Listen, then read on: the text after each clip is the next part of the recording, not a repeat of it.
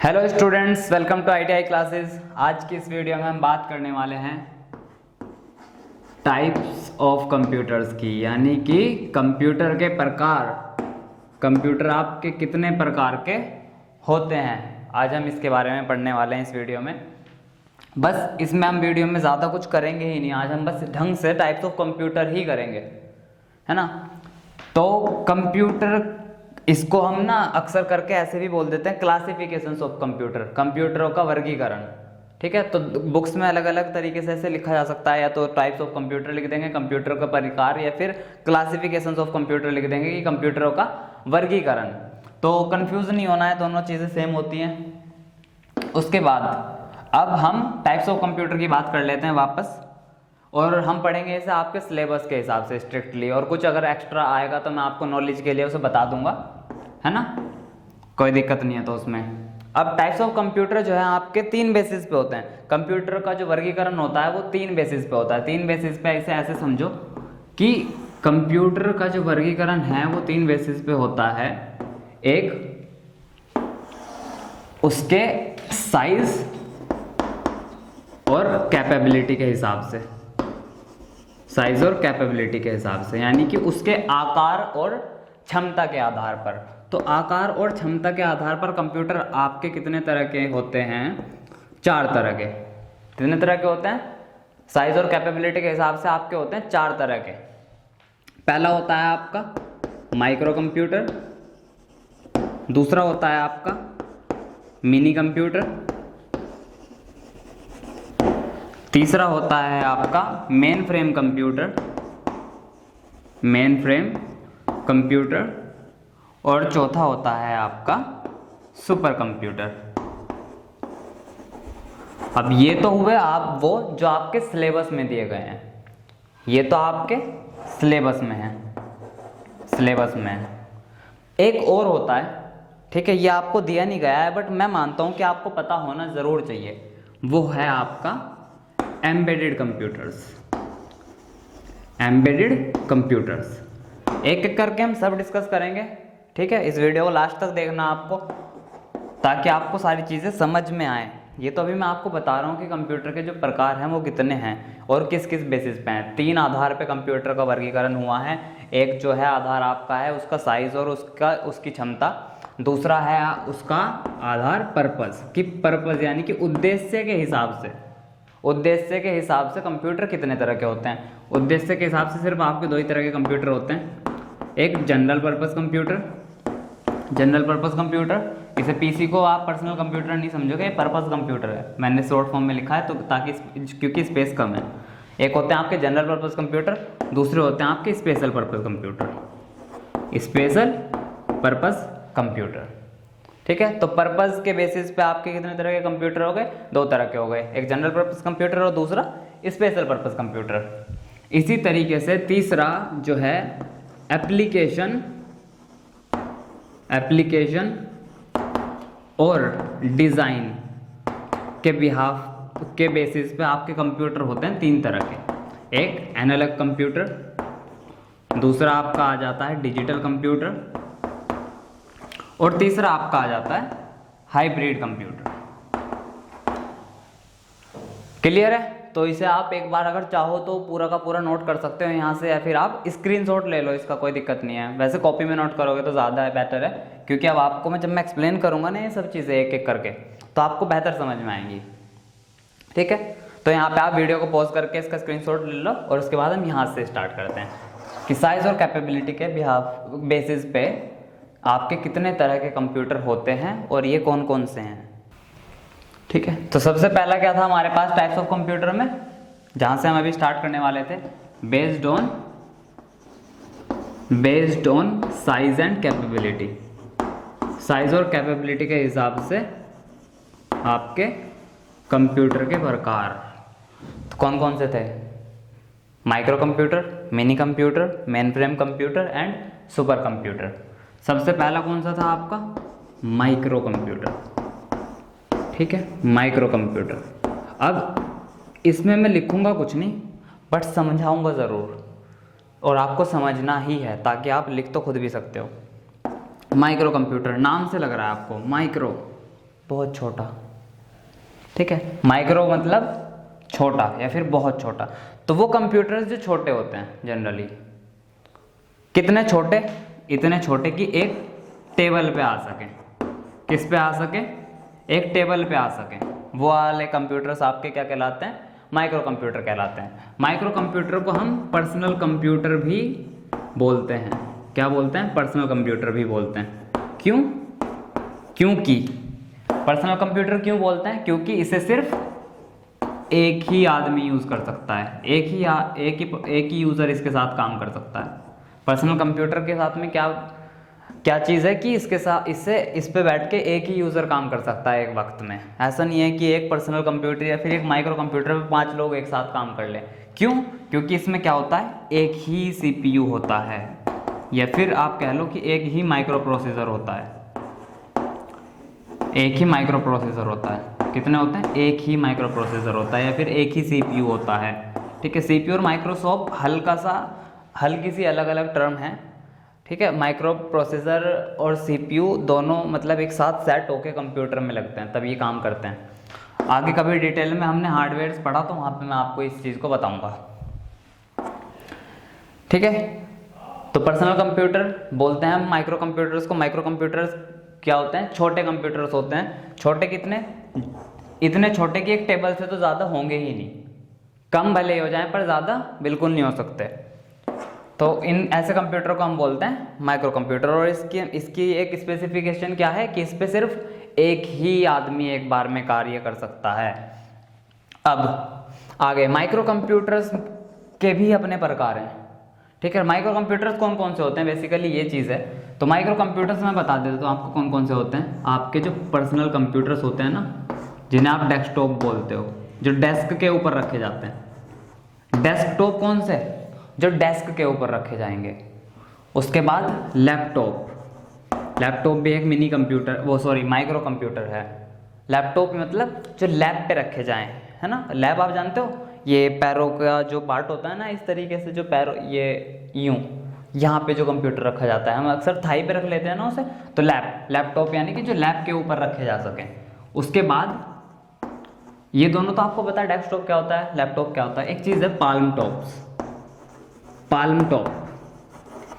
Top basically mobiles को बोलते हैं। मोबाइल्स जैसी दूसरी डिवाइसेस जो पाल्म यानी कि हथेली के ऊपर रख के चलाए जा सके, उन्हें क्या कहते हैं? Palm tops. वो भी क्या है? आपका एक माइक्रो कंप्यूटर है। इसके बाद एक और होता है इसमें, फोर्थ, टैबलेट्स। टैबलेट क्या होती है? मोबाइल से थोड़ी सी बड़ी, यानी कि पाल्म टॉप से थोड़ी सी बड़ी और लैपटॉप से थोड़ी सी छोटी एक टच स्क्रीन डिवाइस, जो काम तो जो है लैपटॉप से कम ही करती है पर मोबाइल से थोड़ा सा ज़्यादा कर लेती है। तो ये चारों के चारों, tablet, desktop, laptop, palm top, ये सारे के सारे क्या हैं आपके? ये सारे के सारे आपके माइक्रो कंप्यूटर्स होते हैं ना। यही तो है, एक डेस्क से कम जगह में आ सकते हैं।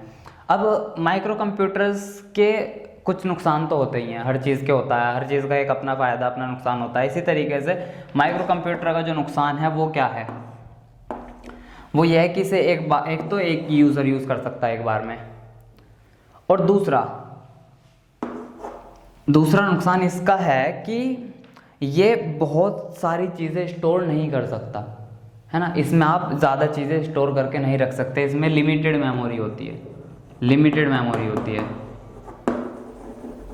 ठीक है। और फ़ायदे क्या हैं? फ़ायदे ये हैं कि ये सस्ता होता है और इससे आप तरह तरह के कार्य कर सकते हो अपने घर में।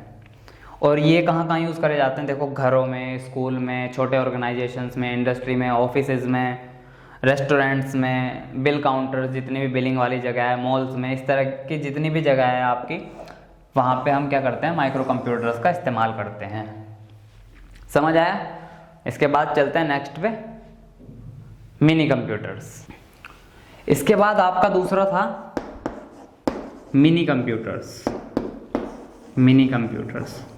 तो मिनी कंप्यूटर्स जो हैं वो माइक्रो कंप्यूटर से तो बड़े होते हैं, ठीक है। क्या होते हैं?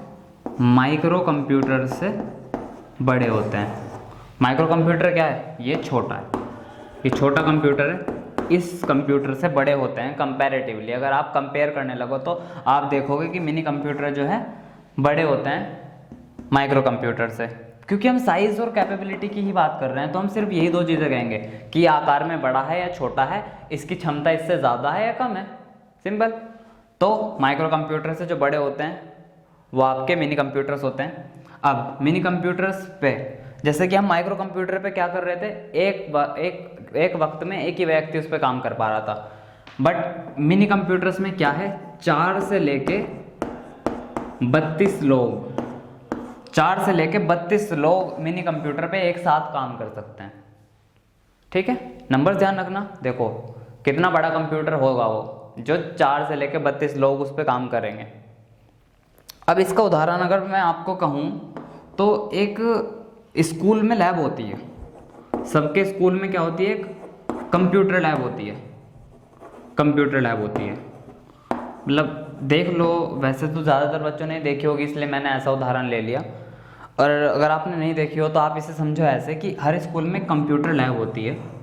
कंप्यूटर लैब में क्या होता है, छोटे छोटे पीसी बच्चों के लिए रखे हुए होते हैं, ऐसे कुछ, मतलब एक लाइन में 30 कंप्यूटर रख दिए, मतलब डिस्प्ले रख दी, कंप्यूटर तो नहीं कहेंगे उन्हें, है ना, 30 ऐसे डिस्प्ले रख दी, और बिल्कुल कहीं सेंटर पे एक बहुत बड़ा सा CPU रखा हुआ होगा। ये क्या कर रहा है, ये CPU यानी कि ये कंप्यूटर केस इन 32 के 32 नोड्स को, इन्हें हम क्या कहते हैं, नोड्स।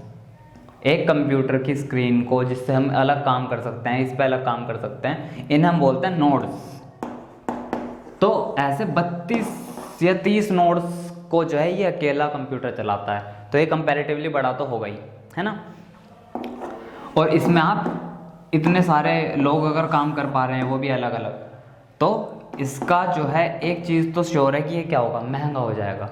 इसकी क्षमता जो है, इसकी कैपेबिलिटी जो है वो माइक्रो कंप्यूटर से ज़्यादा होगी, क्योंकि ये ज़्यादा लोगों को काम करा पा रहा है एक साथ में, और क्योंकि ये साइज़ में थोड़ा सा बड़ा भी है, तो इसका आकार भी बड़ा हो गया, इसकी क्षमता भी बढ़ गई, और ये इसीलिए क्या हो गया, एक्सपेंसिव, महंगा भी हो गया।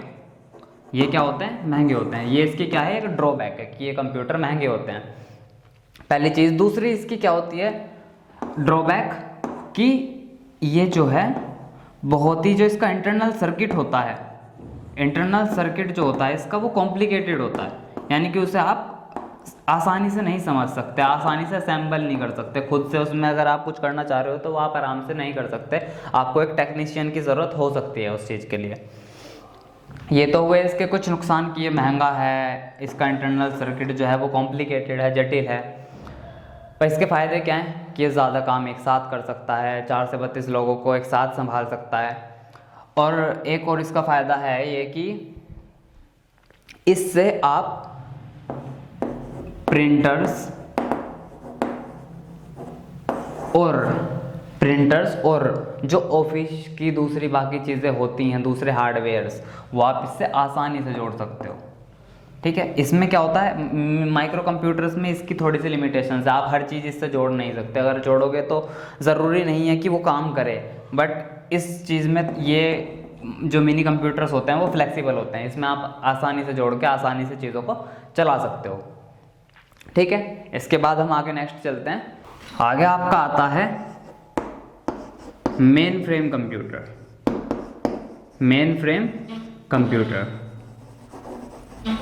तो भाई मेन फ्रेम कंप्यूटर्स जो होते हैं वो बड़े होते हैं मिनी और माइक्रो दोनों से, मिनी से भी और माइक्रो कंप्यूटर से भी बड़े होते हैं।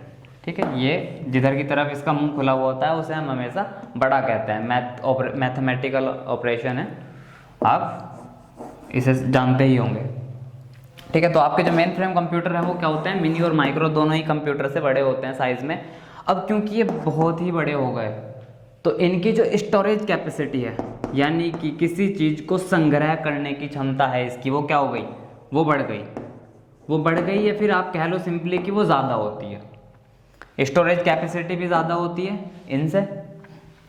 अब क्योंकि जब इनका आकार बढ़ गया तो ये ज़्यादा हीट प्रोड्यूस करेंगे। इसमें क्या होगा, इसमें ज़्यादा उष्मा प्रोड्यूस होगी। मुझे हिंदी मतलब थोड़ी सी कम आती है, तो इसमें क्या होगा, इसमें ज़्यादा उष्मा प्रोड्यूस होगी। तो उसके लिए क्या होगा, हमें इसे ठंडा करने के लिए एसी और बाकी दूसरे डिवाइसेस या दूसरे एप्लियंसेस का इस्तेमाल करना पड़ता है, ताकि हम इसे ठंडा रख सके और इससे काम ले सके।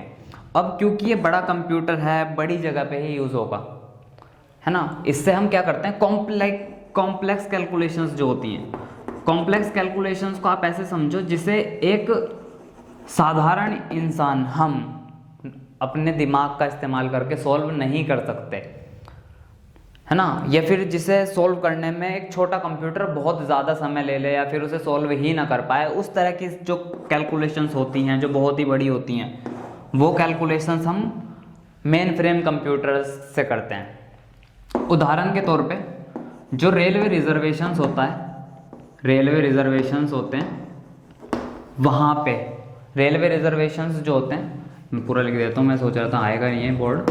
रेलवे रिजर्वेशंस में हम जो है मेन फ्रेम कंप्यूटर्स का इस्तेमाल करते हैं। रिसर्च एंड डेवलपमेंट सेंटर्स में, रिसर्च एंड डेवलपमेंट सेंटर्स जहाँ पे रिसर्च की जाती है किसी चीज़ की, जहाँ पे हम स्पेस के बारे में कुछ पढ़ते हैं, जहाँ पे हम अर्थक्वेक्स, इस तरह की जो कैलकुलेशंस होती है कि कितने देर में भूकंप आ जाएगा, क्या उसका मैग्नीट्यूड होगा, ये सब चीज़ें रिसर्च एंड डेवलपमेंट सेंटर्स में होती हैं। और भी बहुत सारे रिसर्च एंड डेवलपमेंट सेंटर्स होते हैं, वहाँ पे हम मेन फ्रेम कंप्यूटर्स का इस्तेमाल करते हैं। और जो बहुत बड़ी आपकी इंडस्ट्रीज होती हैं, बड़े बड़े जो उद्योग होते हैं, जो बड़ी आपकी बहुत बड़ी बड़ी इंडस्ट्रीज होती हैं, वहाँ पे हम मेन फ्रेम कंप्यूटर का इस्तेमाल करते हैं। तो ये कुछ 3 जगह है जहाँ से आपको फेयर आइडिया मिल जाएगा कि हमें मेन फ्रेम कंप्यूटर्स की आवश्यकता कहाँ होती है।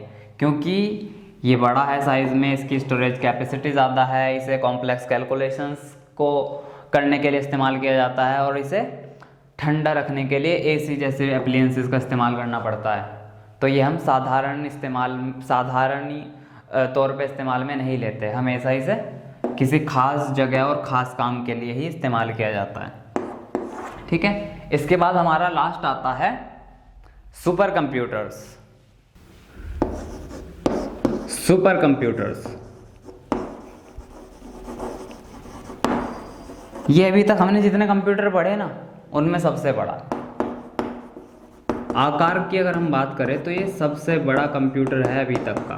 मतलब ऐसा होता है कि एक कमरे में तो ये आता भी नहीं कभी कभी, इसके लिए अलग अलग 2-3 कमरे बनाने पड़ जाते हैं, है ना। मतलब मेन फ्रेम कंप्यूटर अगर आप ऐसे समझो कि मेन फ्रेम कंप्यूटर अगर अलमारी जितना है ना, तो ये पूरे कमरे में आएगा, ये उससे इतना बड़ा है। ठीक है, ये सबसे बड़े कंप्यूटर होते हैं। और अब क्योंकि ये सबसे बड़े हैं तो इसकी हर चीज़ सबसे ज़्यादा होगी, इसकी जो स्टोरेज कैपेसिटी होगी, यानी कि किसी डेटा को संग्रह करने की क्षमता जो होगी वो भी सबसे ज़्यादा होगी।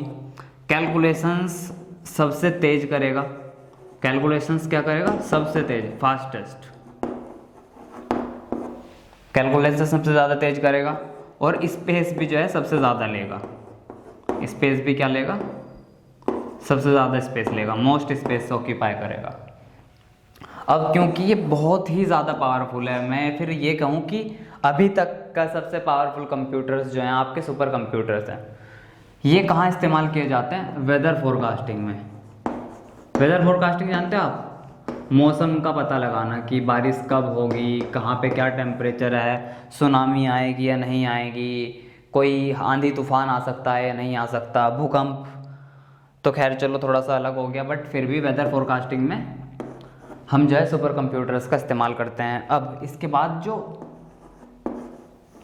स्पेस या फिर रिलेटेड कैलकुलेशंस होती हैं, स्पेस और रिलेटेड कैलकुलेशंस जो होती हैं वो भी हम क्या करते हैं,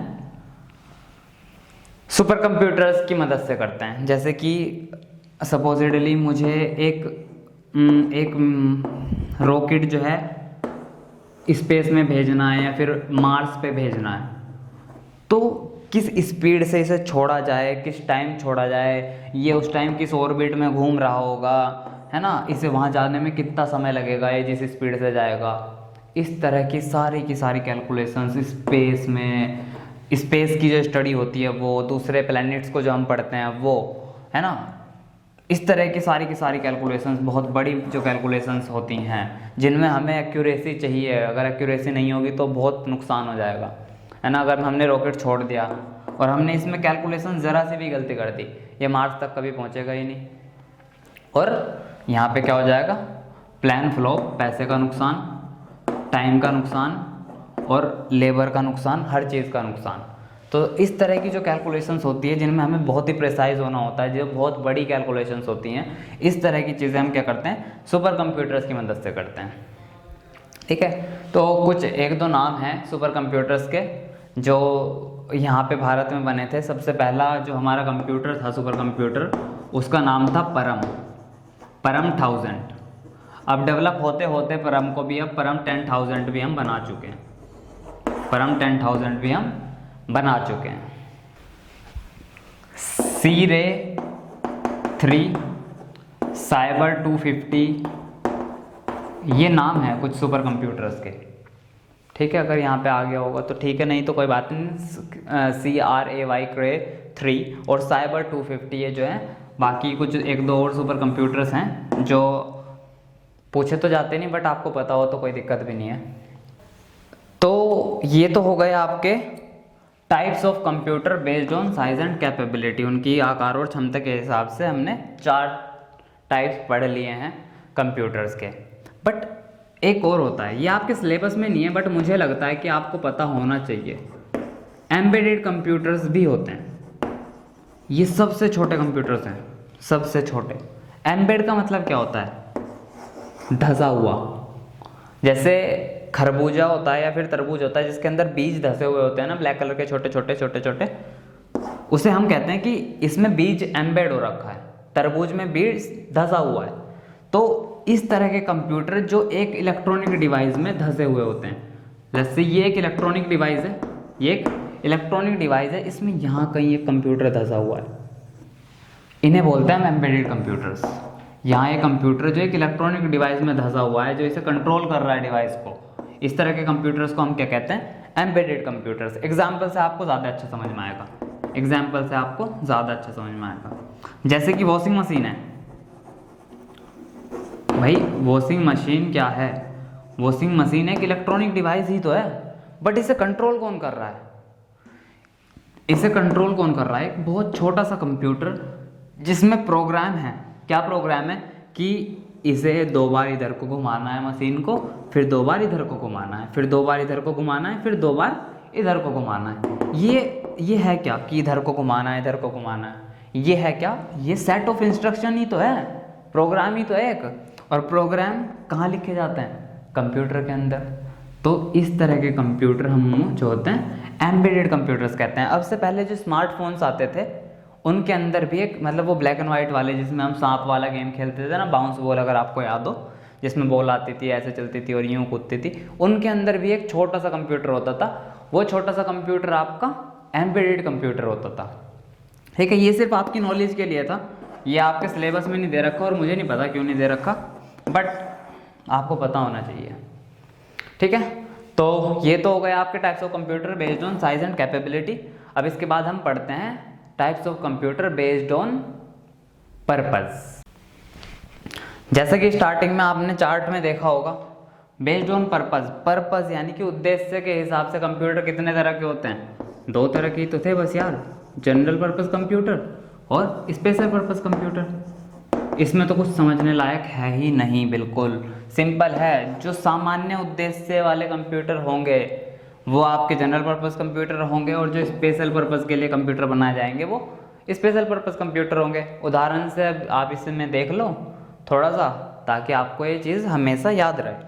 जनरल पर्पस कंप्यूटर वो जो हमारे घरों में होते हैं, हमारे स्कूल्स में होते हैं, हमारे ऑफिसेज में होते हैं, इस तरह के कंप्यूटर जिनसे हम क्या करते हैं, मल्टीपल काम करते हैं, मल्टीपल काम करते हैं, मल्टीपल काम करते हैं। जैसे कि आप अपने घर वाले कंप्यूटर में क्या कर लेते हो, पेंट भी कर लेते हो, MS ऑफिस भी चला लेते हो, है ना, YouTube भी चला लेते हो, मूवी भी देख लेते हो, ठीक है, बिलिंग वगैरह भी कर लेते हो, अकाउंट्स भी मैनेज कर लेते हो अपना, गेम भी खेल लेते हो, और जो जो सॉफ्टवेयर और जो जो ऐप इंस्टॉल करते रहोगे आप, वो सारे के सारे काम आप अपने घर के कंप्यूटर में करते रहोगे। तो वो कंप्यूटर जिसमें आप मल्टीपल ऑपरेशंस, मल्टीपल चीज़ें कर सकते हो, अलग अलग चीज़ें कर सको, वो आपके क्या हो गए, सामान्य उद्देश्य कंप्यूटर, यानी कि जनरल पर्पस कंप्यूटर, जिसके अंदर आप एक एप्लीकेशन को इंस्टॉल करो या फिर एक सॉफ्टवेयर को इंस्टॉल करो और आप जो है उसे एक अलग तरीके से इस्तेमाल कर पाओगे। इस तरह के कंप्यूटर आपके हो जाते हैं सामान्य उद्देश्य, जिनका कुछ भी उद्देश्य हो सकता है, डिपेंड करता है कि आपको ज़रूरत क्या है। इसके बाद आपके आते हैं special purpose computer. Special purpose computer क्या होते हैं, जो किसी स्पेशल कार्य को करने के लिए बनाए जाते हैं, एक निश्चित कार्य करने के लिए बनाए जाते हैं। जैसे कि एक कंप्यूटर है जो बैंक में है, एक कंप्यूटर जो बैंक में है, क्या आप इससे गेम खेल सकते हो? क्या आप इससे मूवी चला सकते हो? क्या आप इसमें गाने सुन लोगे, यूट्यूब चला लोगे? नहीं, आप इसमें कुछ नहीं कर सकते, सिवाय किस चीज़ के, सिवाय इसमें आप ट्रांजैक्शंस करने के, अकाउंट जो उनके खाता धारक हैं उनके अकाउंट मैनेजमेंट के, और बैंक के बाकी कामों के लिए, other bank works, other bank tasks, कुछ भी कह लो। इस तरह के कंप्यूटर जो सिर्फ निश्चित कार्य करने के लिए बनाए गए हैं, जिसमें आप कुछ भी नहीं कर सकते, जिस चीज़ के लिए वो बनाया गया है आप सिर्फ वही कर सकते हो। जैसे बैंक में जो कंप्यूटर है वो सिर्फ ट्रांजैक्शंस करेगा, अपने खाताधारकों के अकाउंट मैनेज करेगा, बैंक के बाकी कार्य करेगा, है ना। वो उस तरह के कंप्यूटर आपके क्या होते हैं, स्पेशल पर्पस कंप्यूटर। इनका एक निश्चित उद्देश्य होता है, इसके अलावा ये कुछ नहीं कर सकते। अगर बैंक में देख लोगे तो आप, ये बैंक के काम हो गए। इसी तरीके से अगर आप रेलवे स्टेशन पे चले जाओगे तो जो रेलवे स्टेशन पे कंप्यूटर लगा हुआ होगा उसका क्या होगा, रेलवे स्टेशन में जो कंप्यूटर लगा हुआ होगा उसमें आप सिर्फ टिकट प्रिंट कर पाओगे, उसमें भी आप गेम नहीं खेल सकते, मूवी नहीं चला सकते, एक्स्ट्रा कोई एप्लीकेशन इंस्टॉल नहीं कर सकते। तो इस तरह के कंप्यूटर आपके क्या होते हैं, स्पेशल पर्पस कंप्यूटर। ये क्लियर है, ये सबसे आसान था, तो इसमें तो कोई डाउट होना भी नहीं चाहिए। इसके बाद हमारा आता है last, based on design and application. Based on design and application, यानी कि कंप्यूटर का जो डिज़ाइन होगा और जो उसका अनुप्रयोग होंगे, उसके एप्लीकेशंस होंगे कि वो किस तरीके से कार्य कर रहा है, इसके बेसिस पे आपके कंप्यूटर कितने तरह के हुए, एनालॉग कंप्यूटर, डिजिटल कंप्यूटर, ये भी आपको एग्जाम्पल से बहुत अच्छे समझ में आएंगे, अभी देखना, और हाइब्रिड कंप्यूटर। तो पहले ना हम एनालॉग सिग्नल्स और डिजिटल सिग्नल्स समझते हैं। यहाँ पे एनालॉग सिग्नल्स देखना कैसे होते हैं, इस तरह का जब आपका ग्राफ बनता है तो ये आपके क्या है, एनालॉग सिग्नल। ताकि आपको कंप्यूटर आराम से समझ आए तो पहले आपको समझना ये ज़रूरी है। इस तरह का जब आपका ग्राफ बनता है तब आपके इन सिग्नल्स को हम बोलते हैं एनालॉग सिग्नल्स। बल्कि दूसरे हैंड पे अगर आपका इस तरह का ग्राफ बनता है,